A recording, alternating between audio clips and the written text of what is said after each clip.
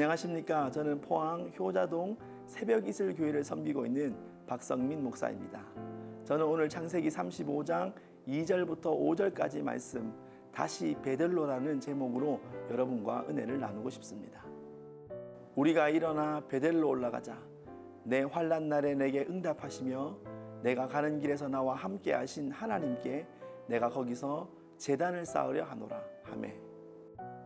크고 굵은 나무에 불이 붙어야 난방을 할 수 있는 힘이 나오지만 처음부터 큰 나무에는 불이 붙지 않습니다. 가늘고 잘 탈 수 있는 그런 나무들이 필요합니다. 그러나 더 중요한 것이 있는데 바람이 있어야 합니다. 공기는 늘 주변에 있습니다.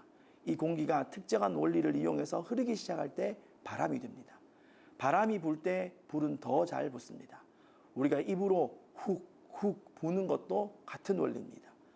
기도에는 성령님이 역사하셔야 합니다. 공기와 같이 임재해 계시는 성령님께서 바람같이 우리 안에 운행하시게 하셔야 합니다. 그러면 그때 불이 제대로 붙게 됩니다. 다음에는 나무가 불이 되게 해야 합니다. 처음에 넣었던 불이 잘 붙는 잔가지들은 불이 붙고 난 뒤 얼마 뒤면 꺼지게 됩니다. 이 불이 꺼지기 전에 조금 더 굵은 나무를 집어넣습니다. 막 던져 넣는 것이 아니라 공기가 잘 통할 수 있도록 적절하게 바람 구멍을 만들어주면서 나무를 한두 개씩 올려둡니다. 그런데 신기하게도 나무를 한 개씩 넣을 때마다 불이 훨씬 더 커지는 것을 보게 됩니다. 몇 개 넣지 않아서 금방 보일러실 안에 불이 가득합니다. 제가 너무 신기해서 그 넣었던 나무를 빼보았습니다. 그런데 놀랍게도 그 나무에는 그름도 하나 없이 깨끗하기만 했습니다. 분명 불이 컸었는데 왜 이렇지? 아직 나무에 불이 붙지 않은 것입니다. 나무에 불이 붙어 있는 것처럼 보였지만 그냥 나무와 불은 서로 별개로 있는 것입니다. 그래서 꺼내보면 나무에는 그름 하나도 없는 것입니다.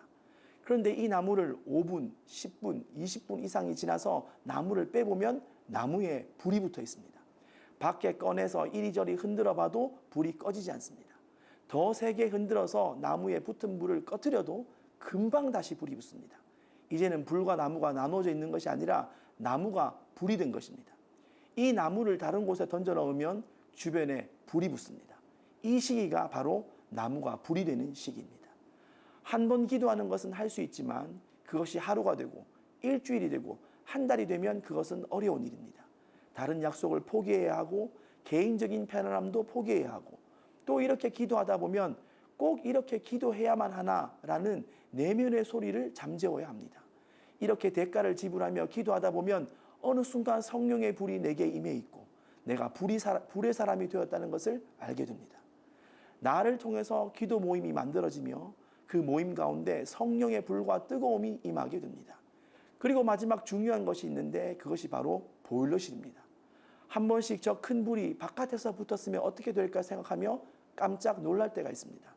그 불이 보일러실 안에 있을 때는 그 불이 이용 가치가 있는 것입니다. 만약 저 불이 다른 곳에 붙으면 큰 손해를 입는 화재가 됩니다.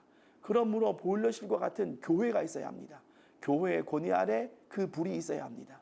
그 불을 쓸모있게 만들어주시는 머리 되신 주님이 임재해 계신 교회, 그 교회 안에 불이 붙을 때 교회는 교회로서의 힘을 얻게 되는 것입니다.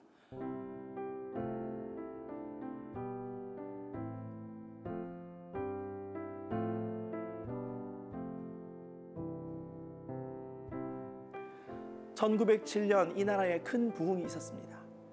그 부흥으로 우리 민족은 일제시대와 6.25라는 민족의 큰 어려움을 이겨내게 되었습니다. 이제 더 큰 어려움의 시대로 접어들고 있습니다. 왜냐하면 그때는 교회들이 살아나는 시기인데 지금은 교회들이 힘을 잃어가고 있기 때문입니다.